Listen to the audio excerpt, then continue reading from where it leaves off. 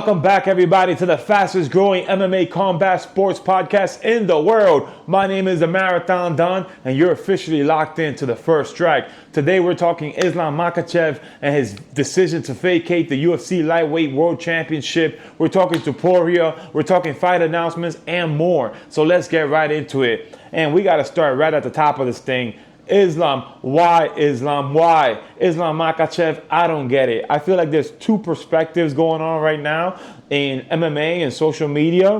One perspective is that it's the honorable thing, right? Islam decides to move up in weight. He doesn't want to hold off to the championship, so he goes ahead and vacates. So it's honorable because he's not, delaying the division and he's not holding back the title while he goes up to 170.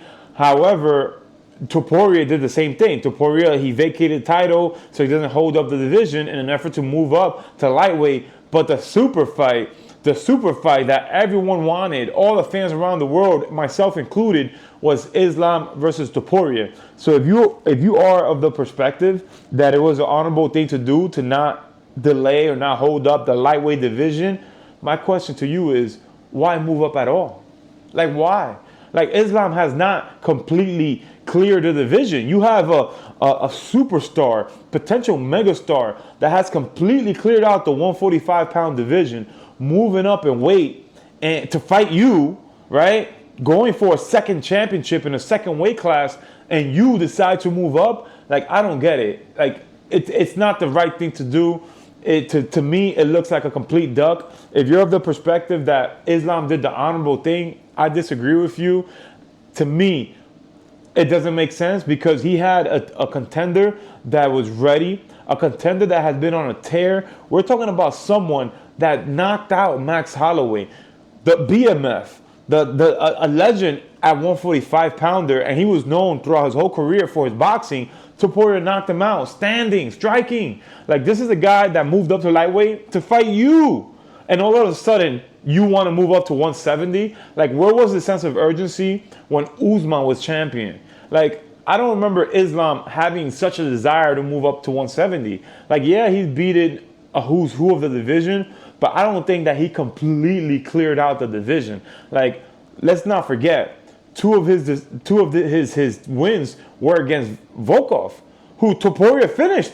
So my thing is, like, at the end of the day, it's not like he's defeated everybody at lightweight. Yeah, he hasn't lost in a long time. He actually only has one loss on his record and in the UFC. But the reality is that you finally have a tough challenge, a very marketable, promotable fighter that is finishing all these guys coming up to your weight class to fight you, and you decide to vacate and move up. I don't get it. I don't think that someone like, no matter how impressive JDM is right now, I don't think that he's in a position to get a super fight. And I mean, he just won the title from Bilal. It was a great fight, but the reality was that, like, he just became champion. He has no legacy solidified in 170. So Islam versus JDM is not a legacy fight for either fighter. It's just Islam moving up in weight. And to me, it screams duck. Like, to me, why Islam? Why? That's the question I'm asking. Because it looks like you're ducking Topuria. You're ducking the BMF champion. And I said it in an earlier episode, like, if the thing was that Islam wanted to be, a second championship title holder, and he wanted to win 2 belts, they should have made this fight for the lightweight championship and the BMF. Because let's look at the facts. Max Holloway fought Justin Gaethje for the BMF title, right? He finished Justin Gaethje, and he became the BMF champion. And then he challenged Topuria for Topuria's belt, and Topuria knocked him out. So if we look at the lineage of the BMF champion, it's Topuria. I have no idea how in the world the UFC is promoting Max Holloway and Dustin Poirier as a BMF. Like, that is not consistent, because the reality is Max Holloway just got knocked out by Topuria. Topuria is the lineal BMF champion based on that title being created from the Max Holloway-Justin Gaethje fight. He beat Max Holloway. He's the BMF. And if Islam wanted to be, a two championship, double weight class, or hold 2 belts at the same time, I don't think there was a better opportunity than to have Topuria defend the BMF title against Islam. It just made perfect sense. To me, it screams duck. We're talking about someone that finished Volkanovski. We're talking about someone that knocked out Max Holloway, something that I never thought that I would see in my career. Like, Max Holloway has fought in a who's who in multiple weight classes. I mean, once again, knocked out Justin Gaethje, one of the most violent fighters of all time. Went to war on multiple occasions with Dustin Poirier, Conor McGregor, and has never been knocked out. And Topuria just comes in and put his lights out. I feel like this is a guy that he caused a ruckus at the 145-pound weight class, and he moved up to fight Islam, the perfect main event. You know, two long, like, I don't want to say undefeated because Islam is not undefeated, but these guys have long win streaks, multiple fight win streaks in the UFC. It would have been win streak versus win streak. The unstoppable Islam with his wrestling versus the knockout superstar that is Topuria. That was a fight to make. You know, no offense to Charles Oliveira, but Charles Oliveira, I mean, he has double-digit losses. He's a legend of the sport. I get it. But the reality is that he's lost before, and most likely than not, he's going to lose again. So no matter how big that fight is, and it is for the vacant lightweight championship, so that's pretty cool. I don't think it's as cool as Islam versus Topuria. I think when you compare both resumes, especially if Topuria was putting on size the right way, I think that was a matchup to make, and I think it would have been extremely competitive, potential toss-up, and I think that Topuria would have tested the chin of Islam. I feel like they both, in the wrestling, I feel like Topuria had the scrambling ability to make it tough. Like, he would stop some of the takedowns. He was going to make it very tough for Islam. And then in the striking, I mean, who hits harder than Topuria? I don't know. I feel like it was going to be a very, very competitive matchup, but for Islam to vacate his title, to me, it just looks like a duck. Like, he's ducking Topuria. I don't see why you're moving to 170 at this point in your career when you have the biggest challenge that you've ever could have had moving to lightweight, and that was a fight to make. That would have been the perfect main event to International Fight Week. I am extremely disappointed. I felt like someone like Charles Oliveira right now at this point in his career, the perfect fight for him would have been Paddy Pimblett. And I think that Topuria, he's either going to, like, he might even submit Oliveira. I mean, we've seen, for all his grappling prowess, we've seen Oliveira tap out not too long ago to Islam. So my thing is, like, if Islam put Oliveira away, Topuria is undefeated, knocking out everybody. I feel like Topuria is going to have that fight in the bag. And it's a cool moment for him because he gets to become lightweight champion. But I don't think that's the way that anybody wanted to see. I feel like the fight to make, the fight that people wanted was Topuria versus Islam. When I look at Topuria and Charles Oliveira, I feel like Topuria has more pop on his hands, more energy in his scrambles and his grappling prowess, and I think that he's really going to hurt Oliveira and become lightweight champion. And it's very unfortunate because now Islam apparently is leaving the division, and they haven't announced JDM versus Islam, but if you know, there's rumors that they might fight in September, but I don't think that's a big fight at all. I think, like, if anything, the selling point of that fight is Islam just moving to 170 to fight for the belt. But it could have been anybody in JDM's position, and it would have had the same effect. I don't think JDM is a star yet. I think that he needed a more stronger resume, and even him beating Bilal, like, he won by decision. Like, it was a very competitive fight. He almost finished Bilal, but the reality is that I don't think he has those marquee names on his resume to have mainstream appeal, and that's a reality. So I think that in that fight, yeah, it'll be competitive because JDM is a bigger guy, better hands. But I just don't think that overall, if Islam beats JDM, I don't think that's super impressive because this guy is not established in 170. And if he loses, I think his stock, like, it's a lose-lose situation to me. I don't want to see Islam at welterweight. I don't think it's a good move. But that's our analysis here at the First Strike Podcast. That's what we gotta love about the UFC. You know, they're gonna stick to their guns. They're gonna make these fights and promote these fights and make them happen. So as a fan, I'll give my analysis, but no matter what, I respect it and I'll sit back and I'll tune in. There was another big fight announcement that I'm extremely excited about, and this was the fight to make that they actually did make.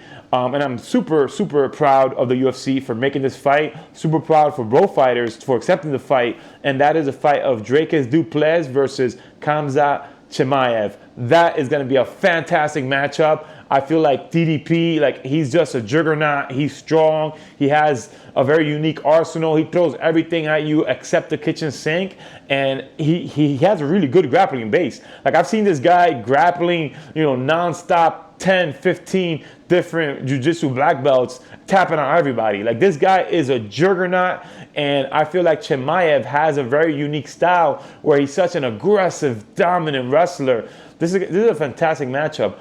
I don't know if DDP could stop the takedowns, but I do think he has a better striking and he has the better flow on top of having the better cardio. So the question is, can he stop the takedown? Because Usman couldn't even stop the takedown. At middleweight, Chimaev, I know he's been having health issues, but look at what he did to Whitaker. Like once he gets that chain wrestling going, I don't know if DDP is the guy to stop that wrestling. It's going to be a fantastic matchup. I think it's 50-50. There's so many different variables. The way that Chimaev took down and submitted Robert Whitaker is something that I've never thought that I would see anybody do to the Reaper. The Reaper is also a jiu-jitsu black belt, amazing sprawls. He was known for his brawl and sprawl, where he'll use his wrestling to counter the grappling exchanges and then light you up with the hands. And I felt like against Chimaev, he almost looked like a fish out of water. Like it looked like a black belt versus a white belt. And then even the tap, the moment, it was a quick tap. It almost looked like a panic tap. But he completely shattered his mouth, like within seconds. So if he could do that to a former middleweight champion, legend of the division like Robert Whitaker, what's he going to do to DDP? The interesting thing about DDP is that he's been on a tear. This guy's a wrecking ball. He finished Adesanya. He beat Strickland. He beat Whitaker as well, finished Whitaker. And his style is very unique because it's almost like it's very unorthodox. Like he's throwing everything from different angles that you're not used to seeing, and that he's a powerhouse in the grappling as well. So he uses all these chaotic movements and strikes and knees. Next thing you know, he's taking you down, hitting you with the ground and pounds and locking in the submission. That's what he did to Adesanya. I felt like he overwhelmed him, and he gets you. It's almost like a MMA tornado where you don't even know what you're getting hit with. It could be hands, elbows, knees, and then next thing you know, you're running out of gas, you're breathing hard, and that's when he shoots for the takedown. So I think it'll be a fantastic matchup, and it comes down to one of two things. Can DDP stop the initial takedown and the initial wrestling onslaught? Because if he does, then the question becomes, can Chimaev's gas tank hold up? Because DDP has gone 4 or 5 rounds multiple times. However, we've seen Chimaev gas out in 3-round fights, specifically against Usman and other competitors that made it past that first and second and survived that initial wrestling onslaught. He gets tired because he's basically going 100 miles per hour that first round trying to finish you and take you down that he spends in his entire gas tank. So if DDP can survive that initial takedown and that scramble and that wrestling exchange, we all know it's coming. He's not Bo Nickel. He's going to dive for that takedown within seconds. So if DDP can prepare his mindset, prepare his strategy to survive that initial wrestling onslaught, the question then becomes, can Chimaev develop the cardio and the gas tank to survive the later rounds? That is a fantastic matchup. And out of this entire week of all the matchups that have been announced, that has been my favorite so far. I can't wait. I'm going to be super excited to see that fight. I can't wait to see what's going to happen. But in terms of Islam versus JDM, like I said before, I'm a little disappointed. Not a big fan that I want to see. They announced the lineup for International Fight Week. I'm not really impressed. I'm not a big fan of the way the card was designed. I think that right now the biggest elephant in the room is Jon Jones. What's going to happen with Jon Jones? Recently, he's been on social media, showing his lifestyle. And my understanding is that he's filming some sort of like Russian reality show or reality show in Russia or in Europe somewhere. And he's getting paid a lot of money to do so. And his legacy is already solidified. So the question is, does he have to come back? And if he's a prize fighter and he's getting prizes elsewhere, like this reality show, then is there even incentive for him to come back? If he can maximize his income doing other things, and that those opportunities could take a hit if he loses to like an Aspinall, then it's like, why fight him at all? Why not? At the end of the day, listen, you're more marketable and more promotable with the belt. So why not milk the belt for all it's worth? So I see him potentially vacating. Hopefully he does come back, but from what I've seen online, he seems to gain a little bit more weight.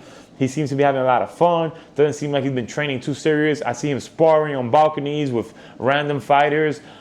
For someone like Tom Aspinall, I think, just take another fight, man. Just take another fight. Continue to develop these highlights. Give the fans these bigger-than-life moments. And I think that's, he should just, at the end of the day, listen, you're the interim champion. Defend the interim belt. Why not? It's been done before. It'll be done again. So I feel like, why not? If you're ready to go and you do want to fight John, but if you're not, if there's no fight booked for the summer, why not fight in July or August? Stay busy. Get, shake off that ring rust and just continue to pile up these highlights and get those paychecks. 'Cause at the end of the day, you fight for a living. So if John Jones don't want to fight, then it's fine. Look what happened to Chandler. He waited so long for McGregor and ultimately ended up fighting someone else and looked horrible. Ring rust is a real thing. So I feel like for Aspinall, don't wait too long, and I would recommend for him just to take another fight.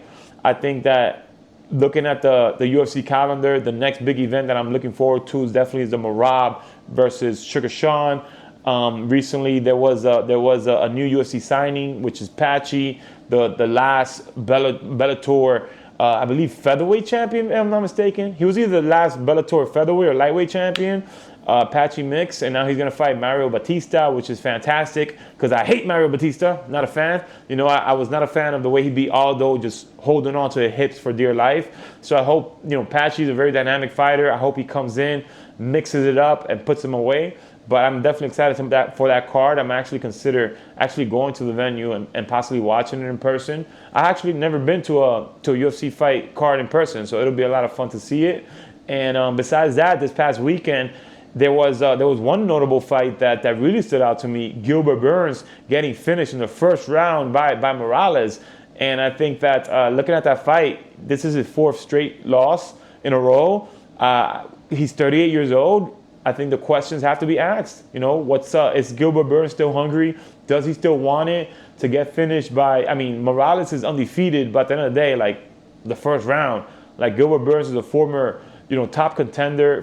He fought for the belt previously, and to lose 4 times in a row, we really got a question. Like, this is someone that was known for his grappling skills, and I don't understand. Like, if that's your strong suit, like, why are you even trying to strike with these guys that are strikers? These guys are fantastic knockout artists, and you're still standing there like in the pocket or trying to set up a jab when you don't even have a jab. So I feel like Gilbert Burns, whoever's training him, listen to me. You got to get those takedowns, man. Like you got to stick with what brought you to the dance. Like, I get it. These guys, they get to the big stage and they fall in love with their hands. But if that's not how you got to the big stage, that's not how you're going to stay on it. Speaking of big stage, big shout out to Jared Gordon. Getting a knockout, beautiful, beautiful finish, beautiful power punch. I loved it. It was a counter punch right in the button. Got the knockout. Big fan of Jared Gordon. Other than that, I'm looking forward to the next UFC fight. And of course, the next big event that I'm going to be covering is the Sugar Sean O'Malley fight. And that comes to you in early June. So that wraps it up for this episode of the First Strike Podcast. As always, thank you so much for tuning in. We're officially the fastest growing combat sport podcast in the world, and it's all thanks to your support. So thank you for supporting us. Make sure you subscribe, like, and comment. I'll definitely be doing more content, and I'm working on some very fun interviews to come this summer. So stay tuned in the First Strike Podcast, where we strike first and we talk later. Woo!